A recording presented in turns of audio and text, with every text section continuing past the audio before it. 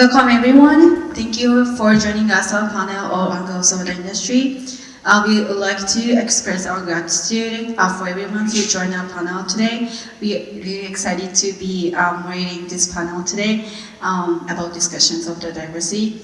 Hello again. My name is Collado. So I'm the president of the UND, Papa UND chapter, and I'm currently a senior major in commercial aviation. I'm very honored to moderate this panel today. Good morning, everybody. My name is Titus Tanaka. I am the current treasurer here at Papa UND. I am a sophomore studying commercial aviation, and I'm working right now on my instrument rating. So thank you all for being here. And now, if we'd like to go down the line, starting with you, Nelson, the microphones will be back to you guys, and then you'll be sharing the mics on the table. And then you get this one. How's it going, everyone? My name is Nelson Collado. I'm a UND alumni, and I actually am the captain with Delta Airlines. And I'm on the 737. I started my life at Delta in the 767, and I'm so excited to be back at UND. This is so wonderful, and thank you so much for this opportunity. Thank you so much for being with us. Good morning, everybody. Elliot Wilson, Alaska Airlines captain on the Boeing 737, instructor and check pilot out of Seattle. 2005 UND alum, so it's so great to be back. Excited they opened another Red Pepper, so that made me really happy. But this is a beautiful event. Thank you to all the students. I know it's so much hard work, so thank you for having me. Good morning, everyone. I'm Riei Iwamoto, originally from Japan. I'm currently living in Toronto, living in Canada for 20 years. I'm not a grad from this university, but all of my aviation background is in Canada. But somehow I connected to Matt over here and being invited over here and talk about my experience. But just a little bit short of my introducing myself. Anybody from a foreign country to live in the States? I immigrated over to Canada when I was 30 years old, and started over my second career as an aviation as a second career, and limited English and limited over status, everything, and started over and then made it here. Currently working for Air Canada as a first officer for Boeing 787. Thank you. Good morning, everyone. My name is Erin Roesler. I am the Director of Operations for the Northern Plains UAS test site. So I'm one of the few in the UAS industry up here today, but I'm happy to represent that facet of the industry. I still live locally in Grand Forks. I graduated from UND twice, actually. I think Martin shares that with me. And started a career in UAS, even though that was not the pathway I anticipated. I think I'll talk a little bit more about that later. But very excited that I can have a very robust career in UAS here at Grand Forks. Good morning, everyone. My name is Martin Rottler, and I am currently the manager of pilot development for Delta Airlines in Atlanta, Georgia. I am, as well, a double UND alumnus. I graduated with an honors in aviation degree in 2008 and a master's degree in education in 2011. And I've had a fun path through the industry. I went the wrong way. I started out as a faculty member at a small scarlet and gray institution in Columbus, Ohio, in their aviation program. And then managed to get picked up and have run a cadet program for Envoy and have been in a learning strategy role for Delta's reservations and learning team, and now help run the Propel program with a great group of people that you see regularly on campus here, and I'm here on campus often as well. So it's always good to come back. It's always good to see everybody and see how different campus is every single time I come back. So thank you for being here, and just looking forward to sharing more with you all. All right, good morning, everybody. My name is Lacey Pittman. I am currently the Vice President of Global Aerospace Safety at the Boeing Company. I've been there the last 2 years, and I have had the unique opportunity to be in different sectors of this industry. So right now, yes, I'm in manufacturing, but prior to this role, I was in e-commerce. I actually worked at Amazon at the cargo portion of Amazon called Amazon Air, where I led both operations and safety for Amazon Air. And prior to that, I was at the Airlines. I worked at Horizon Air, part of Alaska Air Group, and at Horizon Air, I got to hold some unique leadership roles. So I was base chief pilot. I held 3 119 positions, if you're familiar with that.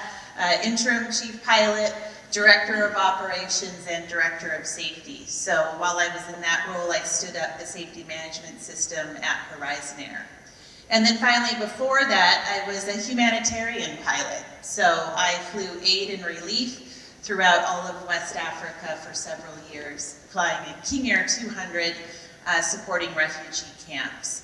So I have maintained my currency. I was a captain at the Airlines for 16 years, and now I get to just go back to general aviation, and I get to share that with my family, really capturing the spirit of aviation back in general aviation. So that's been a lot of fun, and I'm very happy to be here with you today. Thank you. Hello everyone, I'm Varun, Pande. I'm active duty Air Force right now, and I just wanted to say thanks for having me and being a part of this fantastic group. UND is amazing, and I'm not a graduate of this university, but now I'm realizing I probably wish I would have. I used to fly C-17s, and now I'm flying KC-46s. I'm based out of McGuire Air Force Base in New Jersey, and I'm just happy to be here, share my perspective of serving, and hopefully transitioning to the civilian side in a few years. But thanks for having me.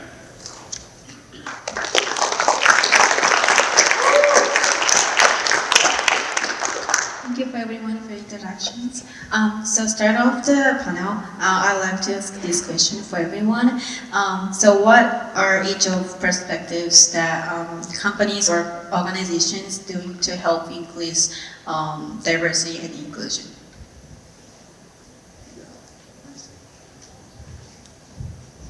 So, for me at Delta Airlines, it has been a wonderful experience. Just want to start off by saying that.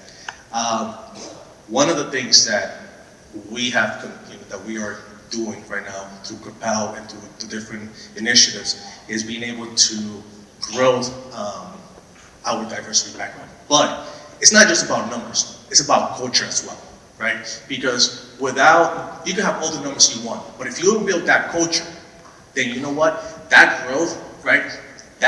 Those people are not going to be able to shine.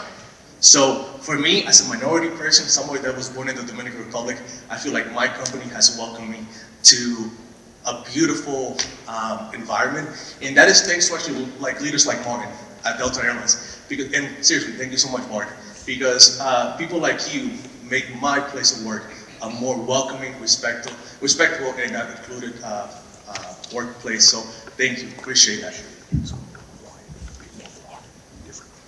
And thank you for the question. At Alaska Airlines, it's a priority to diversify the flight deck. It's relatable. You know, if I see somebody that looks like me, it makes it a career that maybe I can do that as well. So that's definitely a priority at Alaska Airlines. I know we have a wonderful professional development program that we're hiring for here at UND. We're going into the colleges. And we're also in some historical black colleges where we're giving full scholarships that you'll be an Alaska Airlines pilot day one, and they'll pay for all your training. So definitely a push to diversify the flight deck, and it just makes us stronger. It makes us better. So, you know, a lot of people think that we're just an airline up in Anchorage, but we got a lot of bases on the West Coast, so just spreading the word and getting out to the communities and letting people know that this is a career. If you want to be a pilot, you can definitely be a pilot, especially an Alaska Airlines pilot.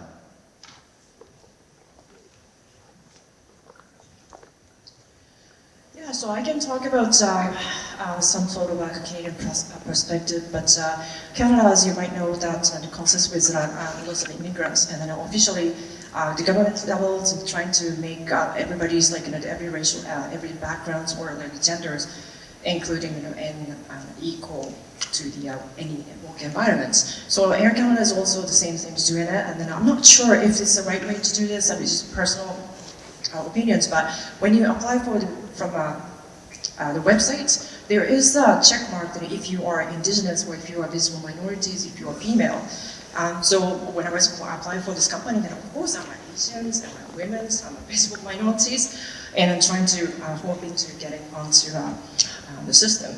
But as a result, you see a lot of the flight deck of course, the women's are still like in a small percentage, probably like 7% in any flight deck, but I think it's more and more coming in. And then also like I'm an agent. Agents and female, a combination of Asian females are still like very small, but you can see the many backgrounds, like East Indians, a lot of East Indians, and also like, and especially in Canada. I would say the government level, then Canada-wise, and trying to get the more like a different variety of the people in the flight deck, but not only for the flight deck, but any level of that in an industry. So, I'm sorry, I have to say this.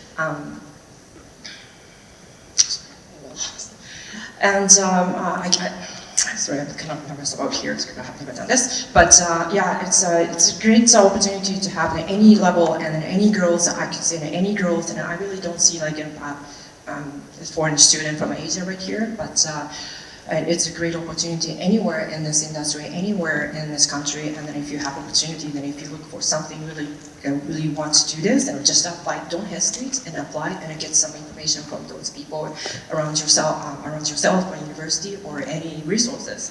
And I would like to encourage to proceed your training. Sorry. Well, I don't think you need to be nervous because I have to bring notes otherwise I forget what I was going to say. So I work for the Northern Plains UAS test site, and you know what my company is doing. I'm going to kind of up level a little bit and talk more about what I think the UAS industry has the opportunity to do for aerospace as a whole. But first, the Northern Plains UAS test site, for those that don't know, is one of 7 federal FAA test sites. And we were tasked with the really small task of integrating drones or UAS into the national airspace. It was a congressional mandate that is now 10 years old, but we are far from being completed with our work. It was supposed to be a temporary program. 10 years for a temporary program is a long time, at least at the federal level. So, but you know, integrating drones in the NAS comes with not only the regulatory side, the technology side, but it also does come with workforce development.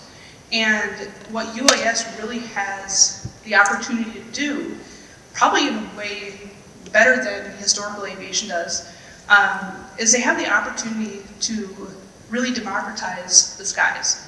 And what I mean by that is, let's look at the barriers to entry for the commercial aviation sector. Commercial aviation students in the audience, raise your hand. Is it a cheap program? No. But, so to become a commercial pilot, it takes a lot of time. It takes a lot of money. And that's a huge economic barrier, and probably an economic barrier that's even heavier on those minorities or those from marginalized communities. But for a UAS pilot or a certified UAS pilot, the cost is about $200. It's a lot less time. It's a lot less money, right? I mean, $200, is that a briefing? Maybe? Pre-flight briefing? But, so in comparison, it is a much more affordable option, and it really does remove those economic barriers that many people seek when they're looking at how to get into this industry. So that's a huge opportunity for UAS. And the other thing I want to mention too is a UAS pilot, there's no FAA medical requirement.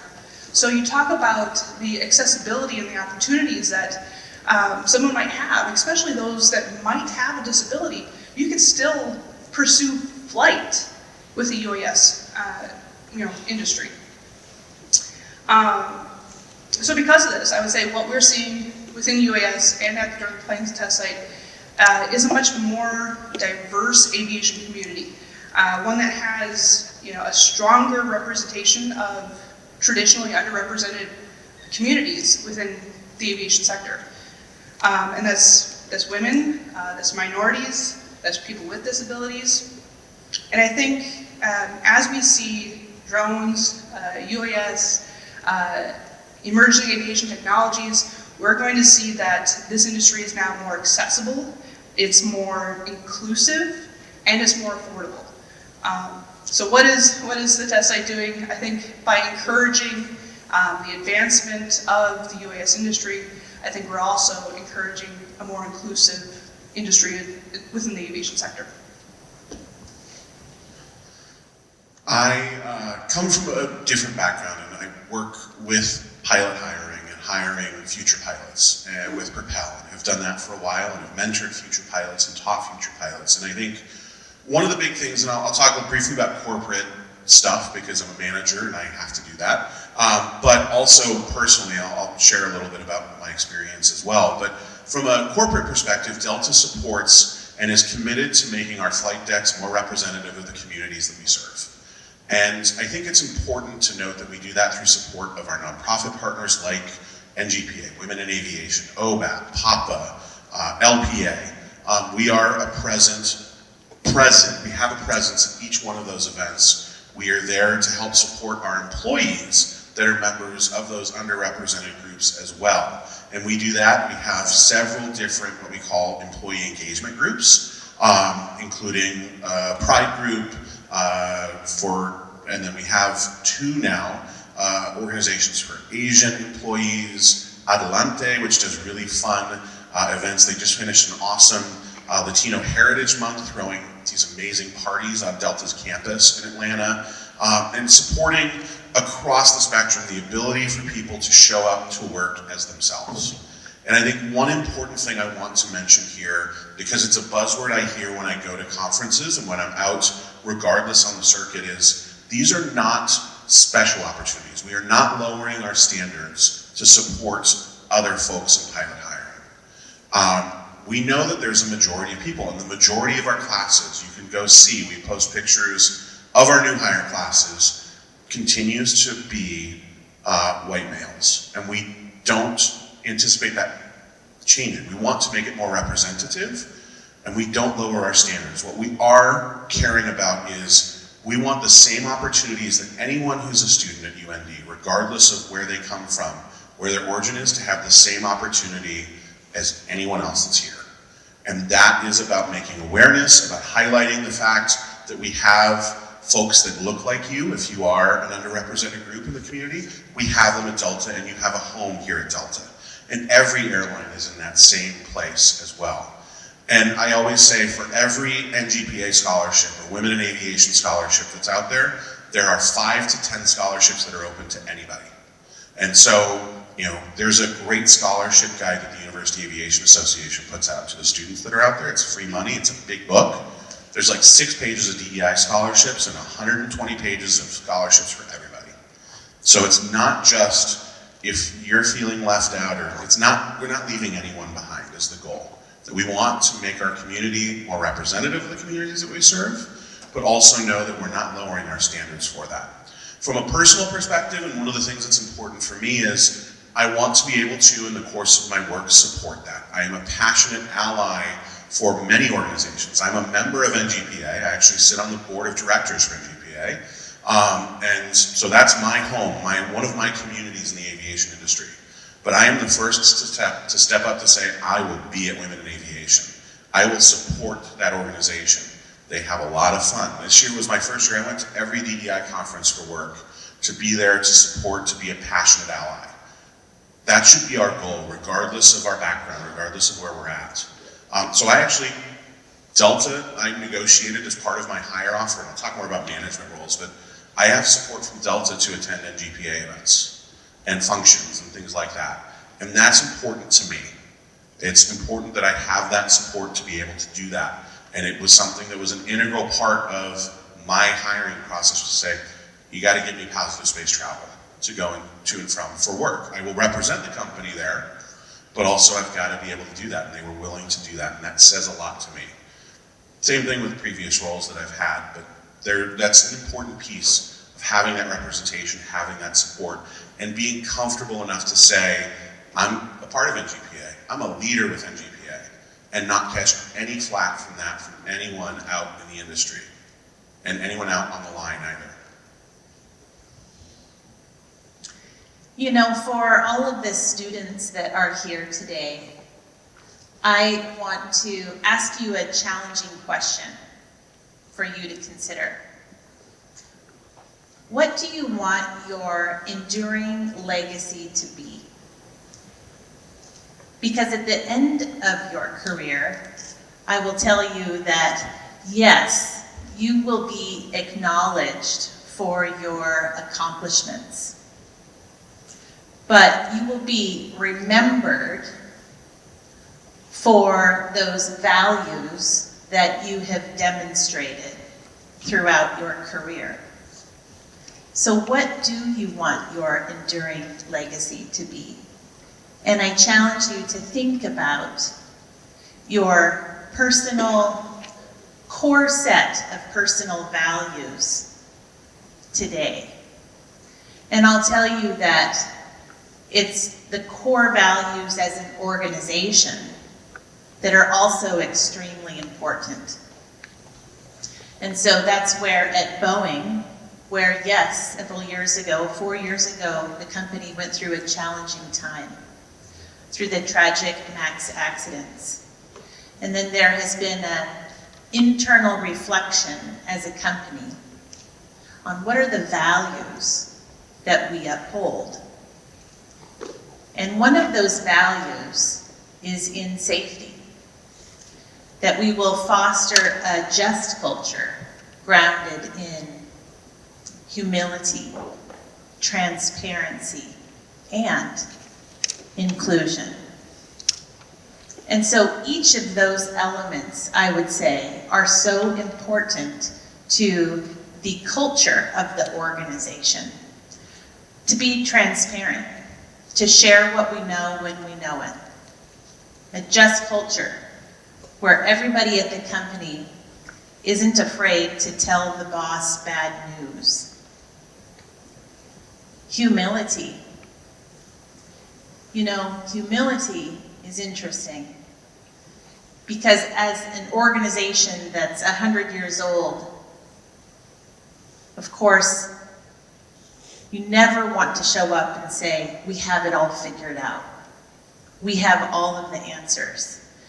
But instead, especially when it comes to safety, to be willing to listen and to learn and to continue to learn and make that a part of our culture.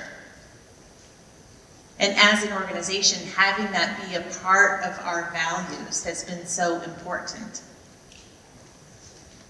And then inclusion, and that's one of the reasons that we're gathering here today.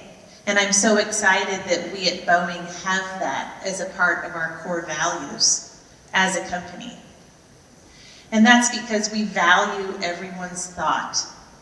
And in some cases, we as leaders need to make sure that for even the people that are more quiet or contributing less, that we are giving those people a voice. Because together, we understand that as an organization, we are better when we hear all of those voices. And we have the ability to arrive at more holistic solutions when we have so many different points of view that are communicated and covered. So again, I want you to consider, what do you want your enduring legacy to be? And to be very specific for yourself in how you are going to approach your career with your own personal set of core values. Well said. I'm going to recap. The question was, what are our companies or organizations doing to help diversity and inclusion? I'll say that I'm a full-time instructor pilot for the Air Force, right? My job is not to do DEI stuff, but I love it. I love doing events like this. I love going out to events and trying to recruit the most talented workforce we can fill flight decks with. So the Air Force recognizes that we have some sort of barriers. I think Erin hit it on the head.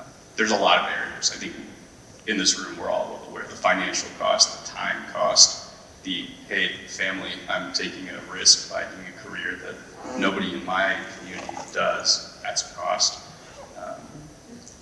So the Air Force recognizes that, and they're putting dollars in the Department of Defense. Dollars indicates priority, as you guys can imagine. They're putting dollars to fund people like me or other organizations to tie into ODAP, LPA, and GPA to help diversify our flight decks, because we realize that, one, we don't have enough pilots, and two, there are so many challenges. So what can the Air Force or Department of Defense do to help bring in talent from all over, untapped talent? For me, there's nobody in my community, at least in my small circle, that decided becoming a pilot was a thing that they could even do. So for me, it was a dream. It never was, a reality. I got lucky and I had a few opportunities, but the military is a fantastic way to help obtain some positions that you may not. I mean, you guys are doing the hard way. I think the commercial way is incredibly hard, as I learned. And I've been granted a lot of opportunities just because I've signed up. All that to say, and I think we'll talk personal stuff later, but the Air Force and the Department of Defense recognizes there's a gap. And my job and many other people's job is to help fill that gap with talent from different backgrounds, and that's not only the color of your skin or your sexual orientation, but also if you're in the middle of nowhere, Alaska, rural communities, we'll still go there and say, hey, there's an opportunity for you in a flight deck. We can guide you to that. How do you get there? Programs like this. That's all I got to say. So I'm happy to be here with you guys. Awesome, thank you guys. It's so insightful and great to see what all of your prospective companies and organizations are doing in order to help increase DEI throughout the industry. So now we're going to move on to asking individual questions for you panelists. So I'll start with you, Elliot. You mentioned that Alaska Airlines has a very strong, they're very open about increasing DEI within the airline itself, but also within the industry. So was that a factor in you deciding to go to Alaska Airlines? Did it help influence your decision at all? Or was there another reason that you picked Alaska and you're just glad that they're increasing DEI and they're pushing it so vocally? Yeah, thank you for the question. Me personally, I'm all about getting the best mentor to guide you, right? You need all these panelists up here. What a beautiful opportunity to get linked in with maybe an airline you're interested in or a management position. So for me, I had the best mentor I could have was my father. He was at Alaska Airlines for 36 years. And I remember him coming to UND and standing up here and talking about Alaska Airlines. And he taught me how to love the flying that we do, our culture. We're a big family. You're not just a number at Alaska. And we all know each other, and we all know each other's families. And so we're kind of a smaller airline. And that's some of our strength. And so I remember my father talking about flying to Mexico and speaking Spanish to the controllers. And they would actually slow down Delta and put Alaska #1 because my dad was speaking Spanish. And I thought that was awesome. And I remember him doing some announcements in Spanish. Buenos tardes y damas y caballeros. And the whole airplane would look and go, whoa, he's speaking our language. So I love that I'm able to do those announcements in Spanish and speak Spanish to the controllers. And it's all about going into some of these communities and reaching out and saying, hey, there's a pilot shortage. That's a real thing. We need pilots. All the players are here. Everybody needs pilots. Everybody's hiring. So how do we get into the communities and make this career attainable for everybody? And so my advice would be get a good mentor that can show you the way. Here's a beautiful example of some great mentors here. And for me, it was my father. He taught me that Alaska is a beautiful place to be, and it's been a great career. So.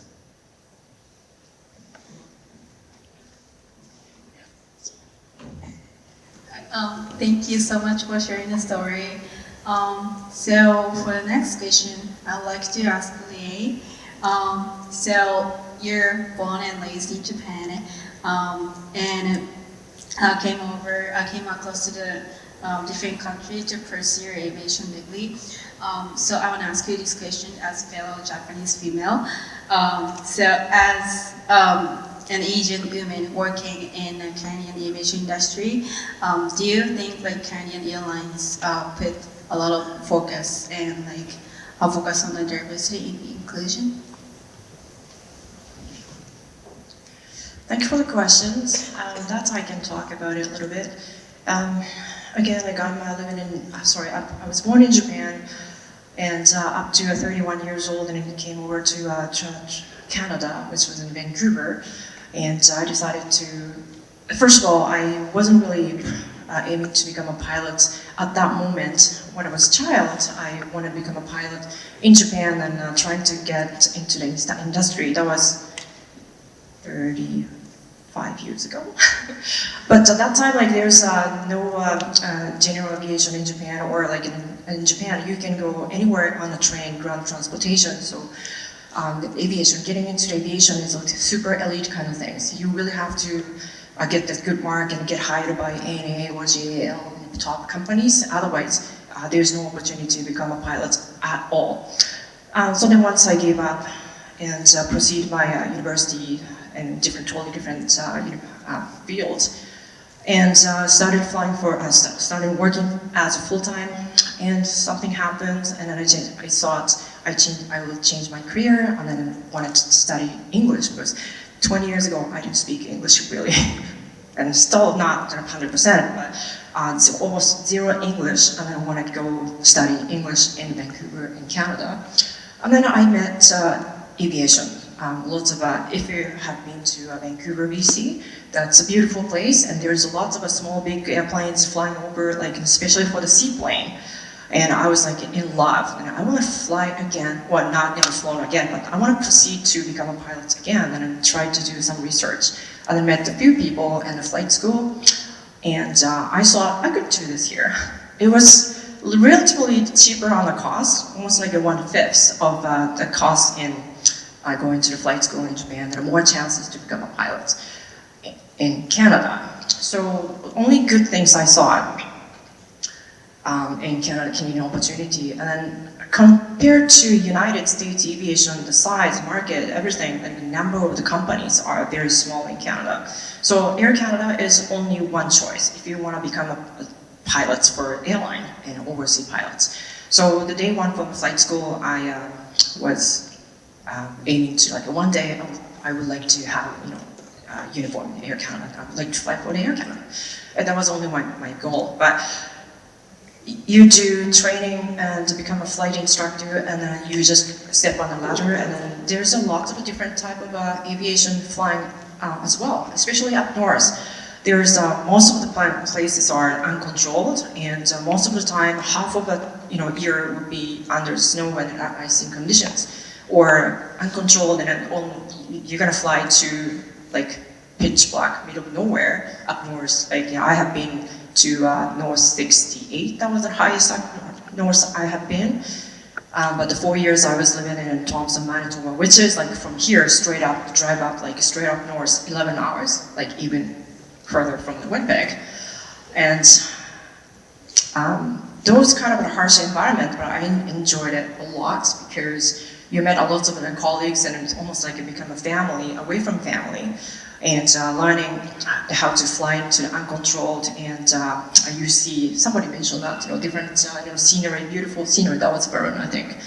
But up north, that looks like flat, no trees, always white, because during the wintertime it's white on the ground ice and frozen ice on the ocean. So you don't really see like where is where. It's pitch like white. And it's almost like I'm flying over the different planet kind of things. And that was I was very fortunate to get such a flying experience, which not many Canadians could even see it.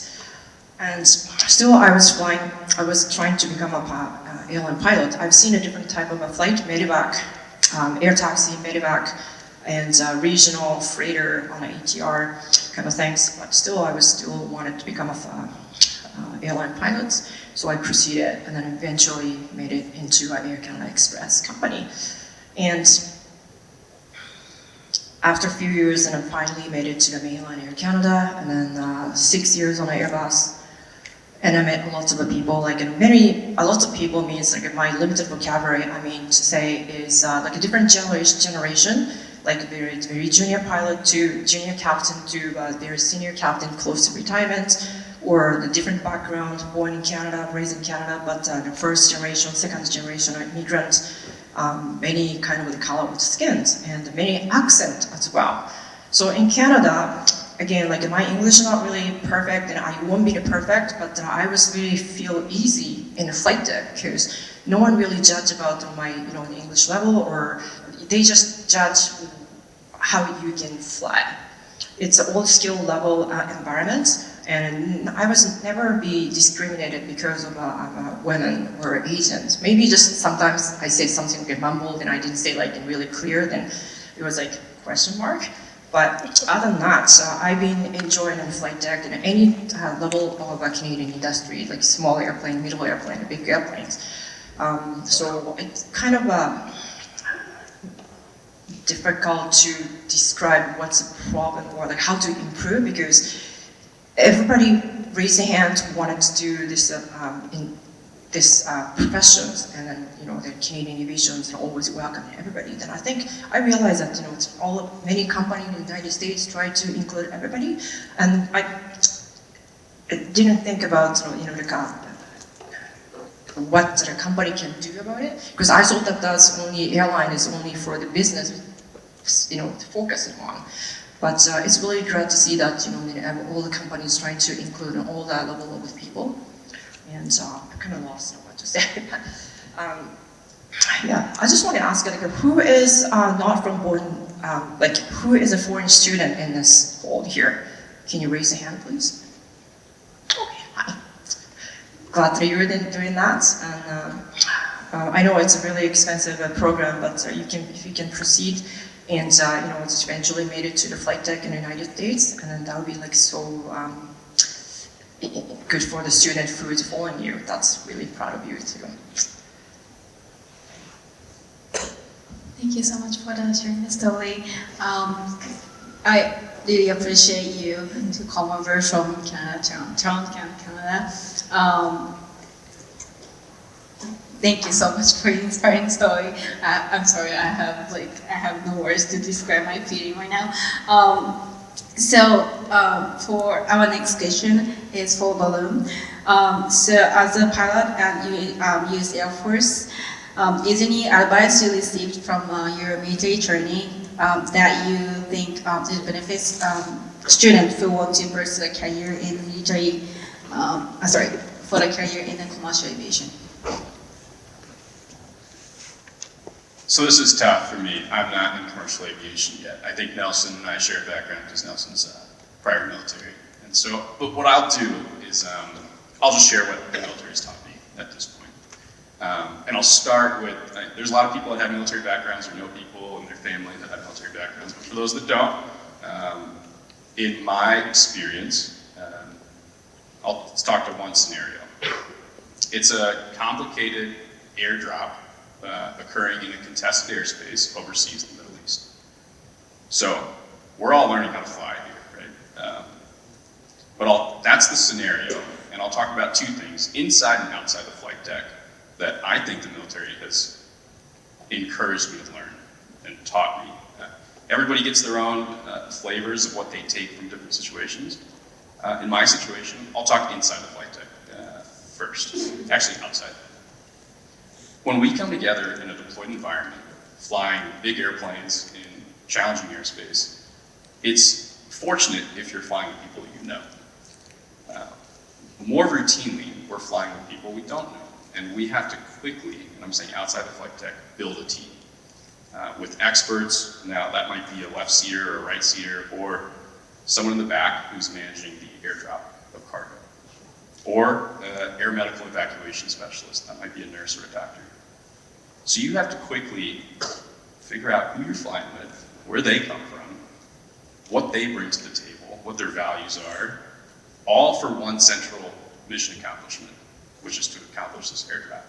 So it taught me, at first I'm learning, watching older people, men and women, build teams, and I'm like, oh, this is how they do it. And then I see people build, or don't build teams. They don't put that as a focus for them. And I can see a difference in how the team operates and accomplishes the mission.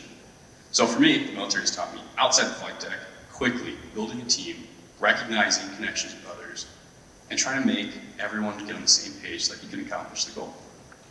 That's outside the flight deck. Now, inside the flight deck, probably more relatable to what you guys are going through now. As you learn to fly aircraft, small aircraft to big aircraft at night in IMC, things change. We know that. For me, decision-making in the military is pretty paramount. We have a lot of changes that occur that are outside our control, and we have to quickly process information, use the team that I previously mentioned, and help come to an answer. That there's not always a right answer, and we know that, and you guys know that. But you have to be able to connect with others and put the best foot forward and make a decision when weather changes or the airspace changes or a slew of other things. So for me, in my experience, I can talk about those two things that I value, that I will hope to bring to the table to the next challenge. But that's building a team and making decisions with that team inside the flight deck. Definitely, that's all very important, especially when you go up to work in any field of aviation. You want to be able to have good CRM, and you want to be able to work with your colleagues and be able to achieve and fly safely. And then you also touched on it, Varun, that Nelson, you are also a former US Air Force pilot here. You are also now a captain at Delta Airlines, and you were an alumni here at UND. So, having done both the military route and the civilian route, what are the benefits that both options offer to you personally? And then do you think that having done both, it's made you a better pilot, and would you recommend it? Sweet. So I'm gonna give everybody a little background of my story. UND alumni. I did the CFI program, and I got to my first region, right? And I'm thinking, yay, I made it. I made it to the airlines. But you know what? I had a dream. I wanted to do more. So I decided, hey, I want to become an Air Force pilot. So I put in my package, and I got picked up to go fly KC-10s. Funny story about that is, I ended up across the hallway from that young man over there. You see? So I went through pilot training. It was so much fun, exposed to different backgrounds, you know, and I get to the KC-10. Spent about a year there, and they said, we're gonna retire the KC-10. At this point, I'm thinking, what now? Well, then I was given the opportunity to go fly helicopters, to go fly rescue, special operations, yeah, exactly, yay! So then I got the opportunity to go fly helicopters, and that was so much fun. Back to pilot training I go. So, by the way, this is my third time back in pilot training. And, exactly, yeah. So, graduate as a rescue pilot, so I've flown 2 helicopters. And then I get hired by Delta, flying the 767, 757, right? And then I'm thinking, well, what now, right? My dream was to be a captain. My dream was to have a flight deck. I had a dream when I was a kid, right? It was to be a captain, and I never let go of that dream. You see, when I was at UND, there was one captain that would always show up. And this person was always so welcoming to me, so encouraging, right? That I said, I want to be just like her. You know what's funny about that? This is how funny life works. She's here right now, right there. Thank you. Thank you so much. Thank you for your encouragement. Thank you for all the advice you gave me when I was going through UND. Because of you, I'm able to sit right here. And look, folks,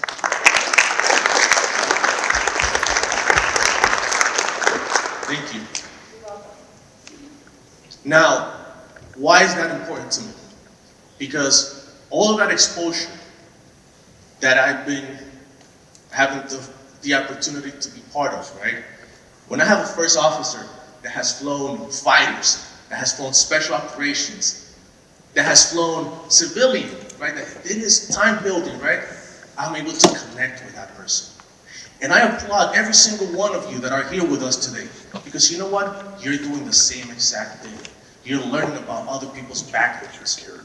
And that's so important when you become a manager of that office, that captain of that airline, your dream airline. So folks, thank you so much for being with us. Seriously, thank you. And I'm so proud to be here and seeing my idol sitting right there and sharing this stage with everybody. So thank you, and I hope that this continues next year and gets bigger. Because when I was here, you know what? We didn't have this, but I'm so glad through your leadership, Professor, that this is actually a part now today. So thank you, everybody. Appreciate that. Awesome. Thank you guys. We really appreciate it. And also, it's so good that you mentioned connecting because we all want to be able to connect and be able to sit next to someone for that 10-hour flight because we all want to fly long haul, hopefully, get to travel internationally. So everyone can operate an aircraft, obviously. So being able to make that personal connection is obviously very important in the industry. So also with the diversity and inclusion within the industry, as Lacey mentioned earlier, is safety. So Lacey, this next question is for you. Having worked extensively throughout the aviation industry throughout your career and now being able to work as the Vice President of Global Aerospace Safety at a major corporation like Boeing, do you think that increasing diversity and inclusion also increases safety within the industry? Well, to be short, yes I do, but let me give an explanation about it. You know, when it comes to emergency response, I would say that it's super important to document your plan for an emergency, to drill the plan, and then to hope you never have to execute on that plan. And some of you may have heard of this event, but I was responsible for our system operations control at an airline and responsible for the emergency response command center. And it was a Friday evening in 2018, and I went home to be with my family, my 3 daughters. My sister came over with her family, and I got a call on my mobile. And the call that I received was that one of our airplanes had been hijacked. Now it's important, especially those of you that have never been in emergency response, to understand that sometimes the initial information that we receive is not always the most accurate. Sometimes it's omitting crucial details. And what I came to find out is as soon as I heard that, I jumped in my car to head back to the office and to be with our SOC team. What I learned on the drive back to the airport was that no, the airplane had not been hijacked, but in fact one of our ramp agents, who was not a pilot, stole the airplane, departed the runway, and took off, and was the only person on board. Some of you may recall this event, it was on a Q400. I was responsible for that emergency response. When I was on the drive, I was patched through to the FAA Command Center and did learn that the Air National Guard had been dispatched and authorized to take it down if it came near a Pearl Jam concert that had tens of thousands of people in the Seattle area. And I share this with you because you're all going to go into different parts of the industry, and it'll be so exciting to see where your contributions will be over the coming decades. And I would want to tell you that as soon as I walked in to that System Operations Control Center, where we have flight control, dispatch, maintenance, crew scheduling, crew planning. We have the team that has all their computers monitoring. We have this one flight, this one aircraft in the air that we don't know what the outcome of that will be, and all of our emergency response has been activated. And then we have hundreds of other flights that are still in the air. And I have to tell you that I was so proud of that team. They were doing exactly what they had been trained to do. But on the diversity and inclusion side, I would also want to share that this was definitely not a drill that we had ever done. We hadn't thought of this scenario. And therefore, every voice mattered as we were trying to solve a complex issue. And we wanted to make sure that we were hearing everybody. And again, I was so proud of this team. The result of this did end in a single fatality and a crash of that airplane on an island. For all cases, it ended up being limit to loss of life. Very sad for that individual and their family. But for the organization and for the team that was approaching that challenge, it was so important that the organization had trained already on diversity, equity, and inclusion, and making sure that we gave everybody a voice. Because I do know that we were able to approach that as a single team together to the best of our abilities. And I would say even at Boeing, where I am today as a manufacturer, is an engineering company. And as an engineering company, yes, we solve complex issues. And with those complex issues, if the entire team looked and sounded and thought the same, we would not arrive at the best solution. And of course, we all know that. But the importance is making sure that we are, as leaders, hiring a diverse team. And then it doesn't end there. Giving that team a voice. And in some cases, by giving everyone on that team a voice, it also means standing up for one another. So this might even be applicable in your student environment today. You can always stand up for the person next to you, the person that isn't being heard, the person who said something and then it was maybe repeated a few minutes later and that person got all the credit. We can help give credit where credit is due. You can champion people, even now in your careers, even now going to school. You can challenge those people that need a voice. You can champion them. You can be a voice with them. You can advocate for them. And so I do challenge you to do that and to begin to make a habit of that, of championing others, of championing those that look and talk differently than you. And I would say that together, no matter what organization you are with going forward, you will be able to make a difference.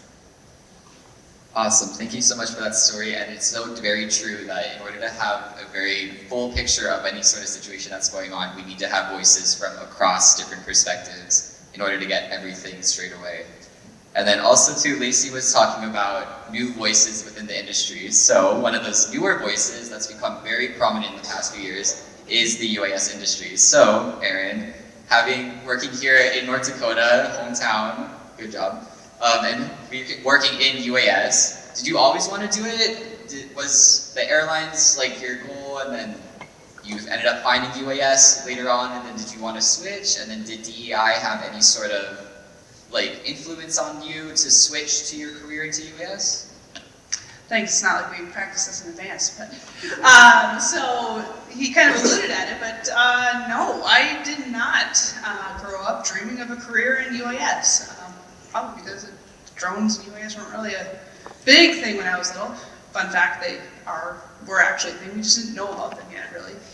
But, so I came, my hometown's in Wisconsin, but I came to UND as a commercial aviation major. Added a couple other majors along the way, but I had the dream of, the shiny jet syndrome of going to the airlines. However, when I graduated, the hiring at that point was much different than it is today. I had the opportunity to apply to Great Lakes Airlines for $18,000 a year, or stay unemployed. Those were my options, and that was a hard choice. So I did not go into the airline industry. I stayed local. I was a flight instructor for a number of years, and then I got the opportunity to consider a career in UAS. And I was always intrigued by UAS. But mostly in the research applications. And at that time, NASA was doing some pretty cool stuff with drones. NOAA, National Weather Service, they were flying drones into hurricanes and things like that. And that seemed really exciting to me. The military was definitely using drones, but I was not quite as interested in that. If I needed to go that route, it was definitely going to be an option I pursued. But I really wanted to do something in the research because that was the cool stuff.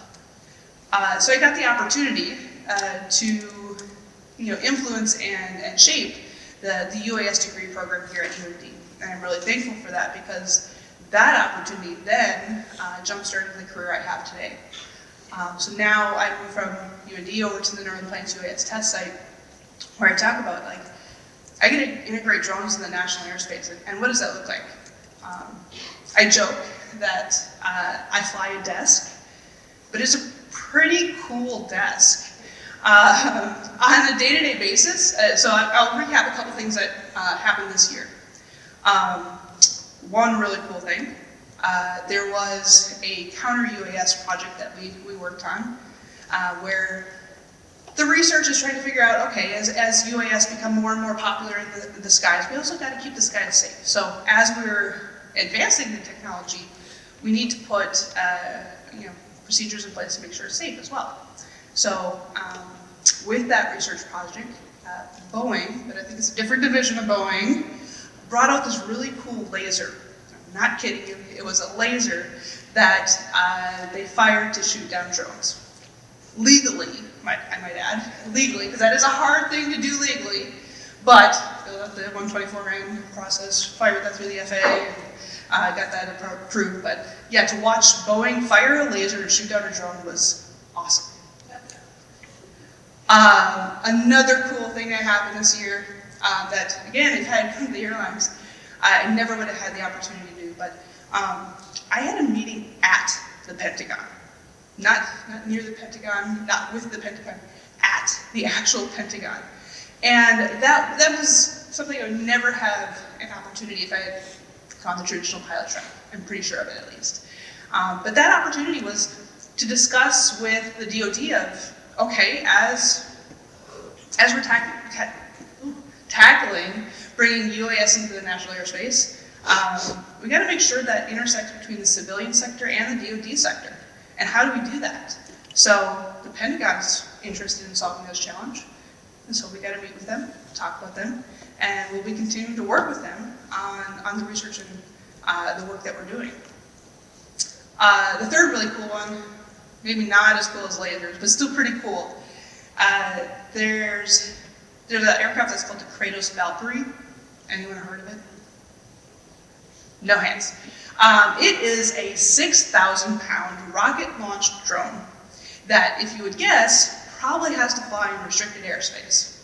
However, Kratos came to us as a test site and said, I want to fly this in civilian airspace. And we go, okay, challenge accepted. Let's do this. So we did. We worked with that company and we got them civil approval that they'll be flying in the civilian airspace as an airplane, just like anything else, which is quite the challenge. So that'll actually be coming here to Grand Forks hopefully this fall. You'll see it around at the base side, but as a civilian aircraft. So when you're doing your pattern flights, watch out for it. It also parachute lands too, so another fun challenge.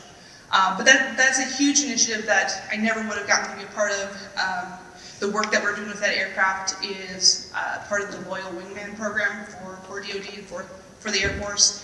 If you've heard of that program, a really cool program as well. So it's a really cute aircraft that I'm excited to work on. But all that to say, no, I never thought I'd be in UAS. Do I miss flying? Do I wish I could have that shiny jet syndrome back some days. But to be honest, I wouldn't replace what I do for anything. Thank you so much for sharing the story. I would say it's important for us to keep in mind that we can keep the options open for your future careers. So that being said, I want to ask Martin the next question. So what is common misconception that people might have about airline and management? Yeah, I want to continue on a thread that Erin started pulling, and looking around the room and seeing earlier when everybody raised their hands and said they want to be an airline pilot, they're professional aviation or professional pilot majors, and I was that student. You could have gone back in time to 2004. I think I was sitting up in one of the mezzanines up here, first week freshman year, watching some comedian talking about doing laundry. It was one of those things, but I came to campus and I was going to be an airline pilot.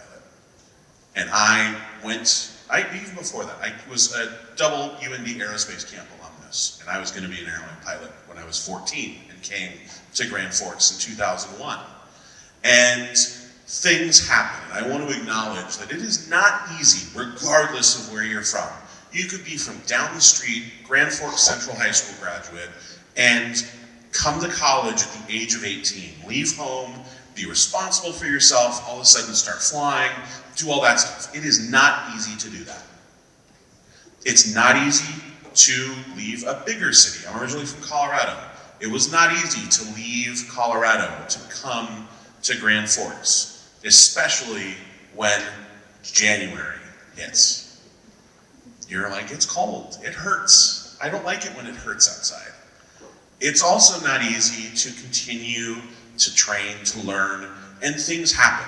And I can tell a long, drawn-out story about certain things that happened. It was not easy, but I overcame stuff. And if you were to hold me to account to what I was as a freshman, saying, Martin's going to be an airline pilot, I failed. But the common misconception is that it's a failure. Like, you see students that come to UND, and I always ask my students when I taught at Ohio State, my intro to aviation students, I would say, how many of you want to be a professional airline pilot when you grow up? Then I would say, wrong, you cannot grow up and be a professional airline pilot at the same time. But I'm honest with everybody. 50% of the kids in an intro to aviation class will not finish their private pilot certificates. But I want them to continue to have the passion for aviation. So the first misconception is if you don't finish pilot training, you're a failure. And it's not a failure. I've persevered through a lot. There were some systemic things that have fortunately been fixed here at UND that I had to encounter as a guy that couldn't fit in the decathlon for spin training. But continued on. I also, by circumstance, Erin and I were in a very similar situation. As a millennial who graduated in 2008, I saw students that graduated in 2007 get hired with an airline in 250 hours. That hiring dried up immediately in 2008. I'm one of those fortunate millennials that has experienced not one, but two once-in-a-lifetime economic collapses in their professional working lives. Fantastic time to be in the industry. And so what does that mean? Well, what does that mean? Well, priorities change. Life changes. Life happens. And I think the big thing with that is, yeah, you're not a pilot, but we were joking about it at breakfast. I'm a pilot that works at Delta. I am not a Delta pilot. I don't have the hat to prove it. But with that, I have had more once-in-a-lifetime experiences than any one person should. As a professor, I was at every major airline's headquarters meeting with a whole plethora of people, whether it was flight ops or somewhere else. As a professor at Ohio State, I got to meet and work with and have John Glenn, the senator and astronaut, the first American to orbit the Earth, come and talk in my class. He called me and he asked me, Martin, what should I talk about? And I said, how the hell am I supposed to tell a senator and astronaut what to talk about in class? As an airline manager and as someone who's worked for the airlines, I've taken on responsibilities, I've done insane things. We've flown recruitment charters for Envoy. If you were here in 2019 in the summertime, and a few of you were, I'm sure, we brought Texas barbecue on an Embraer 175 to Grand Forks for lunch. Proudest professional moment of my career. Other, things like that. I got to fly into Oshkosh this summer on our Airbus A350 and do my best Richard Nixon impression as I was stepping off the airplane to my cheering crowd of Karen Ruth at the bottom of the stairs. So with that, it's not a failure. It's not that. I think so. The biggest misconception is if you're a student learning to fly, it's not a failure to chase something. Your life will change. You might meet someone that wants you at home. You might have kids and say, I want to be home more. It's not a failure to step back and say, I want to go do something different. And it's also cool to swerve. I took my first job at Delta, was in reservations. And it was because of someone that I went to aerospace camp with in North Dakota that I got that job at Delta. In 2001, we've been friends ever since. So what does that mean? I placed myself, I never would have thought I was sitting in a call center learning how to take phone calls. It was crazy. It was a great experience. It taught me a lot about and gave me a lot of respect for the other things that go on at an airline. And the best part is it taught me how the business of Delta works, which is an important thing if you want to move ahead in leadership. You can go be an airline pilot. That is perfectly fine. But even as pilots, there are opportunities beyond that. And so I want to acknowledge that. It's not easy to be here. And for the members of underrepresented groups that are in this crowd, we'll probably get to the personal side later. I'm Jewish. I'm a member of the LGBT community. In 2005, it was not a great time to be Jewish in North Dakota. I wasn't about to step out of any closet at that point in time. And so with that, it's extra hard to try to deal with that. And so with that, be strong. Don't forget to swerve if you need to have those different moments, because it is an incredible opportunity. This industry, the people that you encounter, the people that are here, it's a small world. I work with alumni that I was in ground school class with, I was in 102 with, that are now working with me when Propel. They technically work for me, but they're pilots. They technically work for me, but they work with me. I work with them. They don't work for me. They work with me. But it's that cool thing that we have that community, that we have that team, that building of a team. I have team members that are part of my rah-rah club, that rah-rah me across, and I rah-rah them across the line. But that's a big, important thing. And it's like, I think that's the big thing I want to convey. If you go off and do something else that's not an airline pilot thing, I still use my airline pilot stuff in my day-to-day life. I'm the only commercial pilot / CFI on my team. And it's great because I always hide as well the fact that I'm a pilot with other pilots. Those older boomer men in particular, well, a pilot should be the one that's responsible for hiring other pilots. I said, great, which pilot certificate do you want to -C? It's great. So that kind of stuff. So that's the long story is, for you all that are aviation majors and that are commercial flying majors, it's not a failure if you step off the track. Erin and I both have had amazing experiences, and I wouldn't give anything up for the world for the ones that I've had and the people that I've encountered along the way.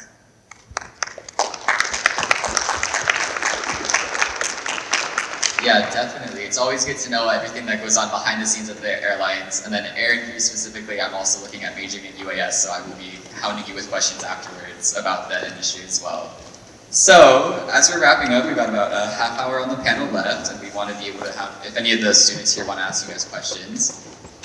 And having been talking about DEI for about the past hour or so, what question, so all of you, isn't asked enough about DEI within the industry? What should we, as the industry as a whole, should be talking about more? So, I love this question, by the way, because right now everybody's trying to recruit and get the most numbers on the board, right? And I'm telling you right now, while I love to see that, what I want to see though is what are we doing to build that culture? A culture where you can shine, be yourself. And that's the question we should be asking. What are we doing? At Delta, look, Forbes came out with a list last year that we were the 6th best company to work in the entire world, right? I'm proud to be part of that culture. But as you graduate, that you're here with us, right? Keep asking those questions, right? Keep holding those companies accountable to build that culture. Because remember, if we build that culture, you can shine in there. And then guess what? Those customers that you're gonna serve, right? Those co-workers that you're gonna work with, you're gonna be able to relate with them. So to answer your question is, we have the numbers now, right? What are we doing to build that culture? Okay? For me, it's the how. How do we go into all the cities and communities that we serve and give everybody hope? Make this career something that everybody can be a part of. We've heard some great examples of pilots and other management and UAS. I mean, there's so many different venues that you can be a part of in this career. So how do we go into the communities and give everybody hope? And I think it's our responsibility to do events like this, where we can go out into the communities in some of these flight schools and universities and let people know that you can be an Alaska Airlines pilot, you can be a Delta pilot. It's achievable. I know in Alaska we have 2 female chief pilots, and one of our Seattle-based chief pilot is from Hawaii. And as a dad, my daughter's 13, and she goes, Dad, wow, she looks just like me. Maybe I can be a chief pilot. I'm like, yes, you can. So I think that how do we give the younger generation the hope to, if you have a dream of flight, it is definitely attainable. I've been thinking about this, the opportunities to have gathered all the students and, take initiative to make this event happen. And also, last year or this year, I went down to Las Vegas and the Long Beach to attend those pilots conferences. One was for the PAPA, one was for Women in Aviation International. And I was surprised that I have never seen that kind of a conference happening in Canada, as far as I know.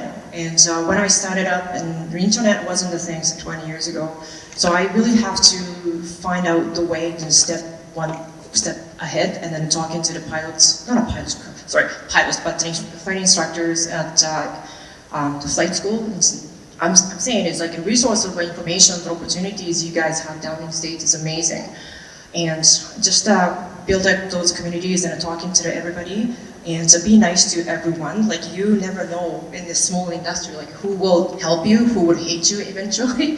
It's a really key. And then also doing a flight instructing, you might have to deal with, or being a student, you might have to deal with the instructor you don't like, or as an instructor, you have to fly with the student you don't like. But eventually it's gonna happen in a flight deck that's it's gonna be locked up, like 2 or 3 of you, and for many hours. And then you really have to, you don't have time to say, oh, I don't like this guy, I don't want to talk to him. So like, building up those community and then being a nice communication skill and gather up those community is key to start when you're students, and it's really great opportunities. And thinking back to Canada, I kind of have to talk to the other my colleagues, or I have a few opportunities to speak to, personally to a student level, or trying to start it up in this industry. So I probably will try to form the community, maybe just small, and then try to talk to the company, or like just host more of these events. I remember that we do have some sort of an event for the girls take the flight. For that the events, invite those little girls to the airport and show the female pilots in uniform and show the airplane. But it's not as big as you would think. So probably I can, a little bit a small step I can take, but to try to influence those little kids to become more, do not getting into the aviation industries. That's probably one small step I could do.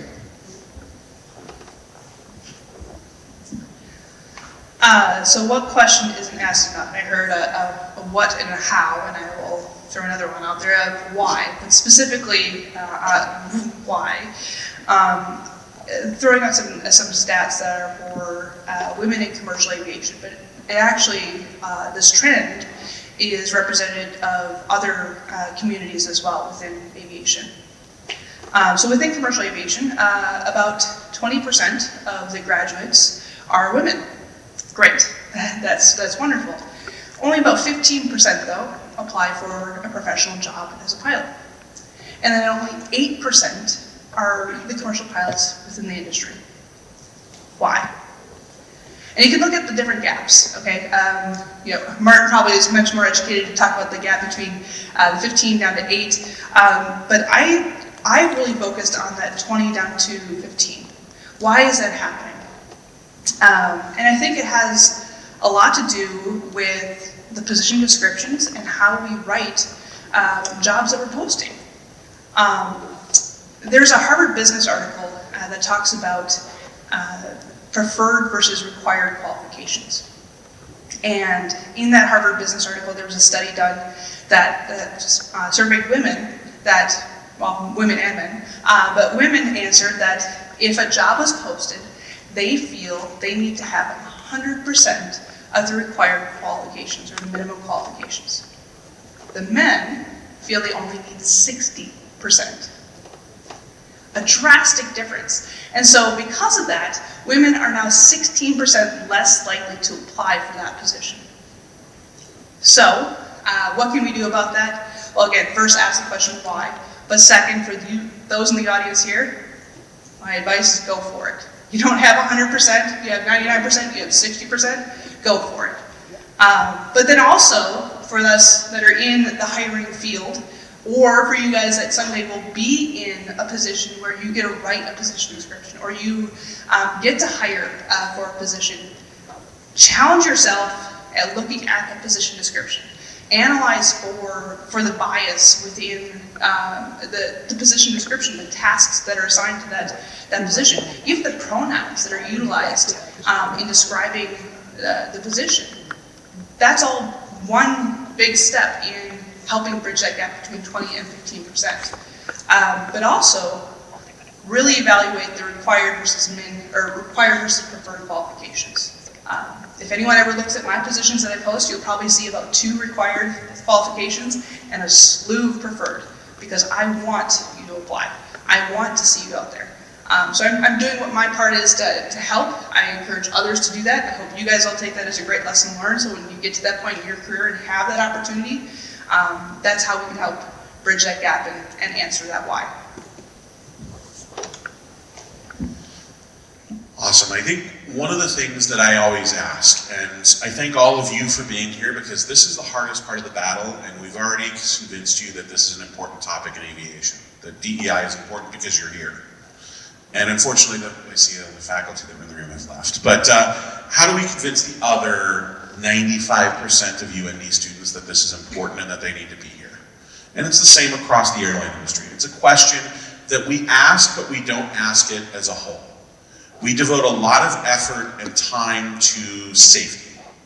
And as you mentioned, safety and DEI go hand in hand.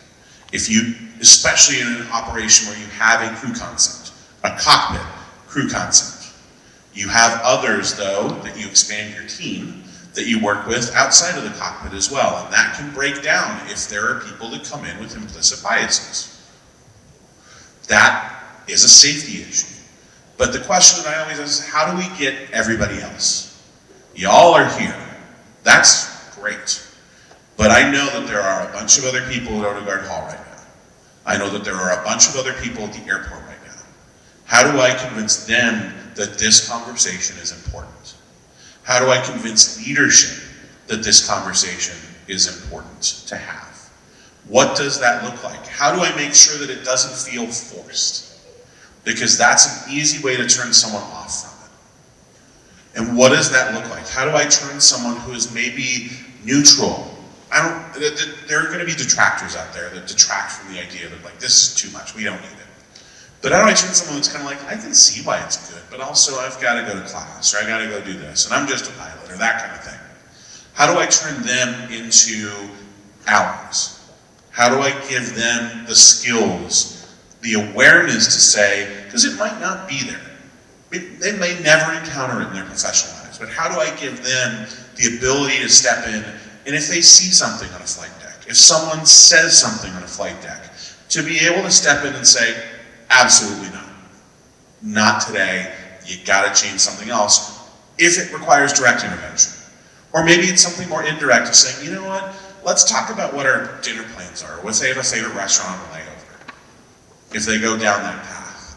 How do I give someone the skills and the ability and the comfort to do that? The nice thing, and it's funny because I talk to our pilots all the time, and we work with a bunch of pilots, and the pilots that are part of underrepresented groups, a lot of times have an urge to upgrade faster. And it's an interesting thing that comes about, and I ask them why. And they will sacrifice lifestyle for it. And life, and partners, and things like that. And it's because they can set the tone of the conversation in the flight deck. As the captain, they are the ones that are doing it. And we have a fantastic captain, Seattle-based 220 captain, who literally, they are fantastic, and they're amazing. But it's important that they upgrade it, because they're the ones that are setting that tone in conversation. And it's sad that that has to be the case. But I want the first officers to be able to set that tone. I want them to help. There is something with crew resources, and captains have the ultimate responsibility for the plane, but there should be more. And how do we get those folks as captains to understand that they set that tone of, this is a welcoming environment. I want to hear you, I want to listen to you. And there are cultural things as well, different countries, different cultures. I worked in Korea, I've been a professor at a university there, I worked in Korean Air Safety Department. I've seen different things, and it's across the world that this is a challenge. It's not just a US thing. But how do you set that? How do you have that conversation? How do you get the passives to be actives of supporters and allyship is where the question I always ask. You know, it's been a great conversation and really probing questions about what, how, why. And I really think that you should also focus on I.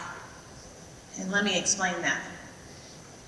What would the world look like if each of us woke up every day and asked ourselves, what is the one thing that I can do today to make a difference? What is the one thing that I can do today to change the world? And it puts us in the game. It puts us in that pilot seat. We are owners of the solution.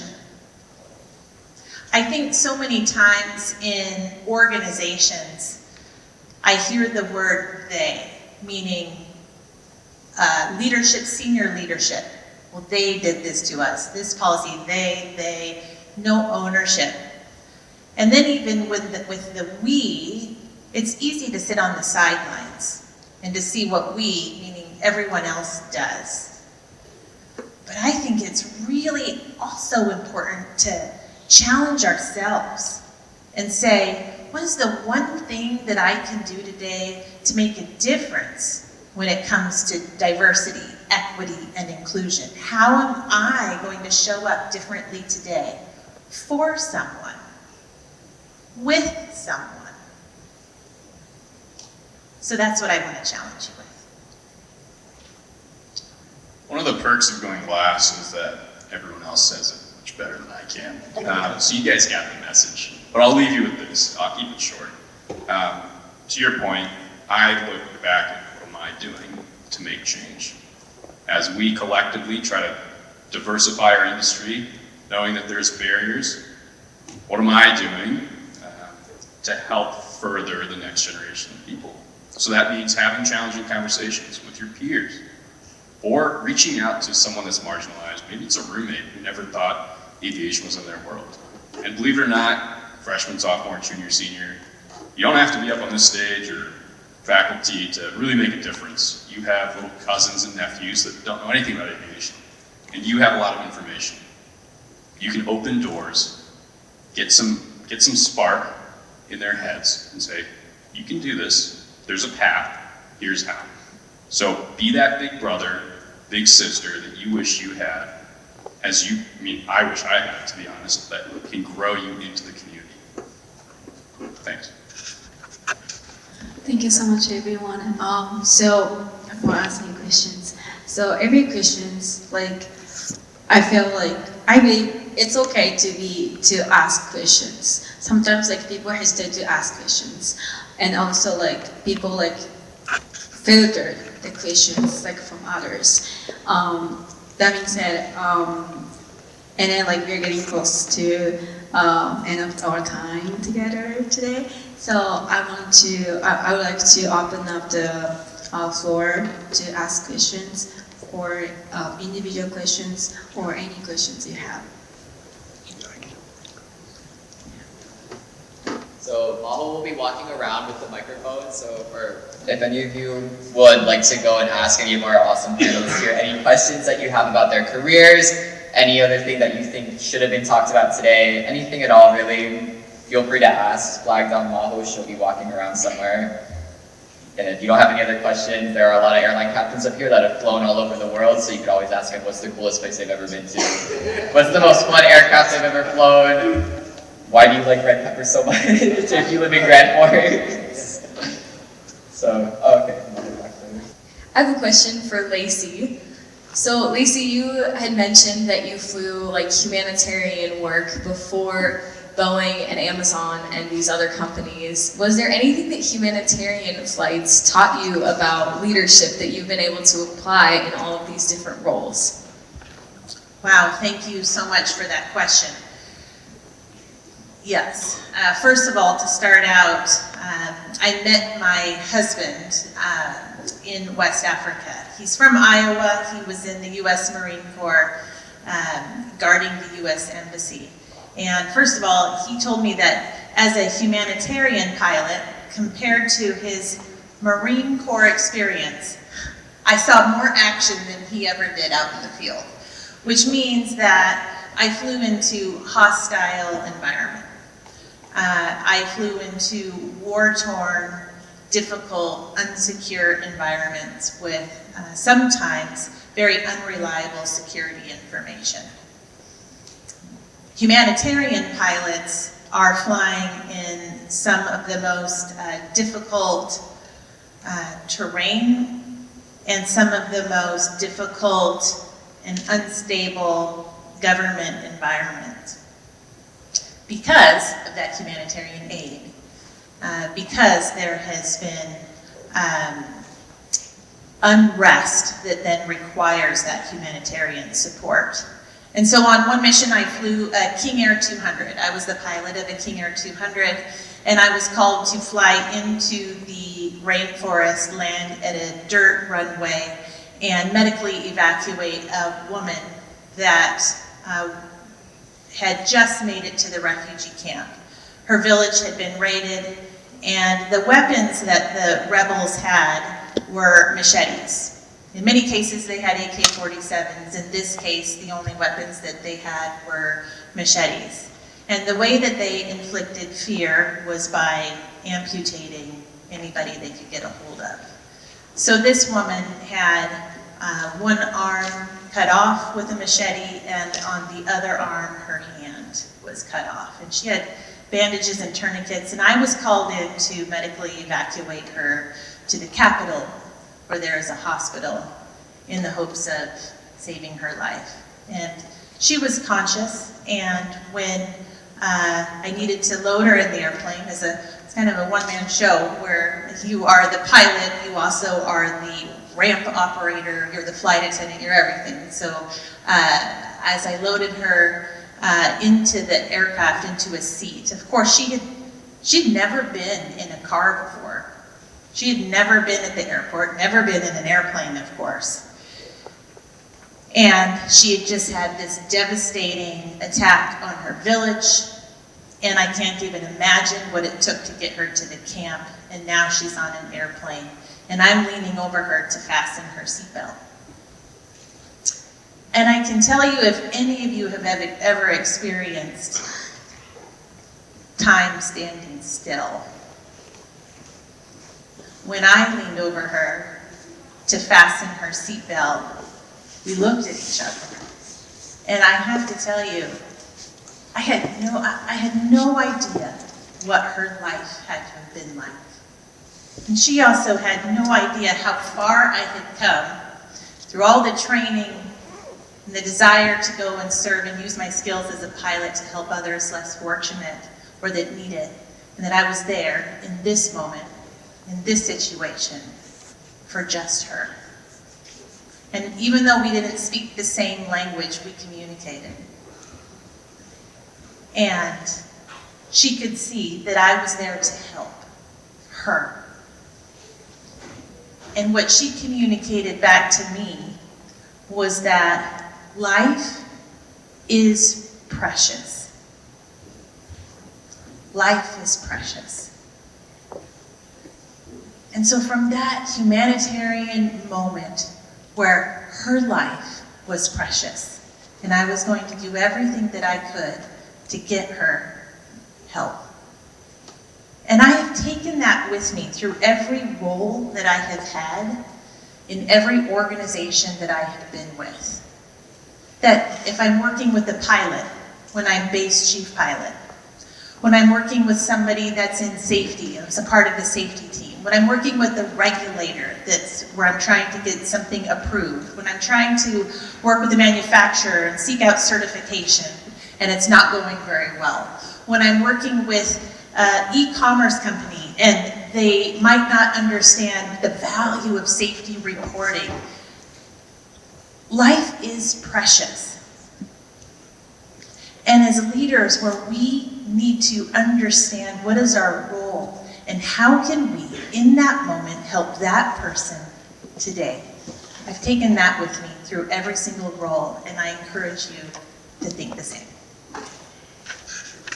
Awesome. Thank you so much, Lacey. Unfortunately, I do have to cut the panel a bit short. We're about to run over time, but if you have any other questions, feel free to come back during lunch. All of our panelists will be out and about, and you guys will have plenty of time to go and ask some questions. Or if you'd like, you can flag them down, I'm sure, after we're done here. But thank you everyone for coming. Both myself and Maho are very honored to get to speak to all of our amazing panelists here. Thank you all for coming out all the way to North Dakota in October. We're very lucky that, you were all very lucky that you got such a good weather while you were here. So thank you for making the trek. We appreciate your insight, and we're just so happy that you guys made it.